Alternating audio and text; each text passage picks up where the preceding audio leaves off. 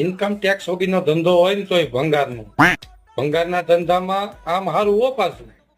હા, કાંઈ ચોપડા નો બગાડવા પડે, નો કાંઈ ટેક્સ ભરવો પડે, બસ ખુરશી ઢાળીને બેસી રહેવાનું. કોઈક ભંગાર દેવા આવે તો ઊભો થાય બીજો. હા, હું લાવ્યા છું ભંગાર છે, કપલીનું છે ભંગાર જૂની. જે ભંગાર દેવાયો હોય ઈ જોખે. પછી પૂછે કેટલા કિલો વજન થયો, તો કે 4 કિલો. તો 120 રૂપિયા થયા, બરોબર? તો કે વાંધો નહીં. ઈ જૂની ભંગાર કપલીનું દઈને વયો જાય, બીજો કોક આવે.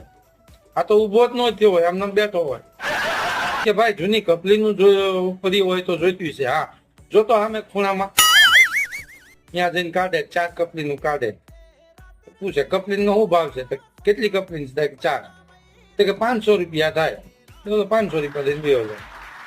લ્યો, શેને ઇન્કમ ટેક્સ વગરનો ધંધો.